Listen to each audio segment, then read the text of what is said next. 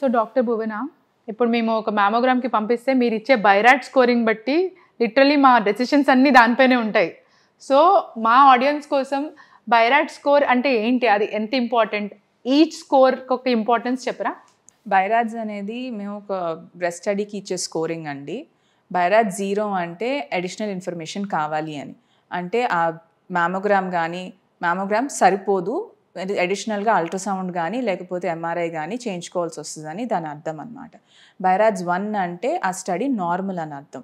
బైరాట్స్ 2 అంటే ఆ మ్యామోగ్రామ్లో కానీ అల్ట్రాసౌండ్లో కానీ వచ్చిన ఏదైనా చిన్న సిస్ట్ కానీ ఏదైనా లంప్ కానీ ఏదైనా వస్తే అది బినైన్, అంటే క్యాన్సర్ గడ్డ కాదు, అది మామూలు గడ్డ అని చెప్పేందుకు దానికి మేము బైరాట్స్ 2 అని ఇస్తాం. అంటే సంవత్సరానికి ఒకసారి మళ్ళీ స్క్రీనింగ్ చేయించుకోమని అనమాట.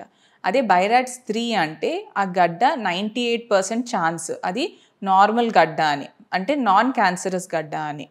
2% ఛాన్స్ ఉంటుంది దానికి క్యాన్సర్ అవ్వడానికి. అదే బైరాట్స్ 4 అంటే అది క్యాన్సర్ గడ్డలాగా కనిపిస్తుంది, సస్పిషియస్ అని మేము అంటాం అనమాట.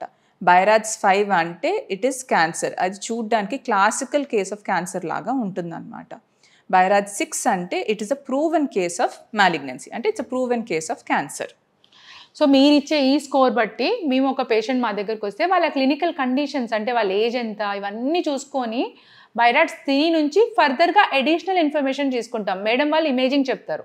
సో మేము ఇంకొన్ని టెస్ట్లు లైక్ హిస్టోపెథాలజీ, అంటే ఇప్పుడు ఎఫ్ఎన్ఏసి కానీ సూది పరీక్ష కానీ బయోప్సీ కానీ చేయించి అవసరం 3 అంటే ఎఫ్ఎన్ఏసి లేదంటే బయోప్సీ, ఇవన్నీ క్లినికల్ డెసిషన్స్ పేషెంట్ క్రైటీరియా బట్టి డిసైడ్ చేసి దాన్ని బట్టి ఫర్దర్గా మనకు ఒక కన్క్లూజన్ వస్తుంది అనమాట, ఇది క్యాన్సరా కాదా అనేది. ఇది బైరాట్ స్కోర్ యొక్క ఇంపార్టెన్స్.